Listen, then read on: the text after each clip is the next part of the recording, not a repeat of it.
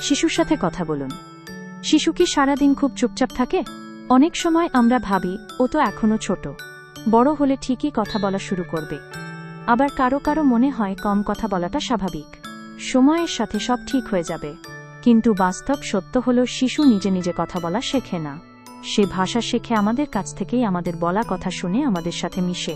শিশুর ছোট বয়সেই সবচেয়ে দ্রুত শেখে এবং সবচেয়ে বেশি তথ্য গ্রহণ করে।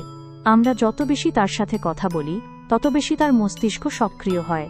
এতে সে ভালোভাবে শুনতে শেখে, নতুন শব্দ বোঝে এবং ধীরে ধীরে নিজেও কথা বলা শুরু করে।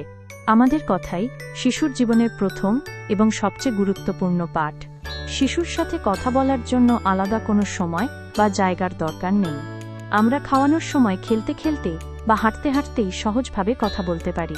চারপাশের জিনিসের নাম বলা, রং বোঝানো, কি হচ্ছে তা বলা, ছোট গল্প করা, ছড়া বা গান গাওয়া, এসবই শিশুর ভাষা শেখার জন্য খুব উপকারী।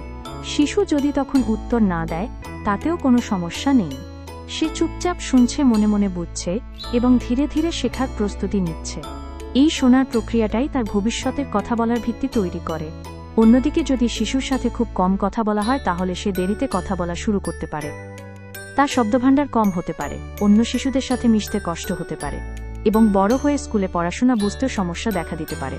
তাই আজ আমরা যে কথা শিশুকে বলবো, সেটাই হতে পারে তার শেখা নতুন কোনো শব্দ, নতুন কোনো ধারণা বা তার ভাষা বিকাশের একটি গুরুত্বপূর্ণ ধাপ।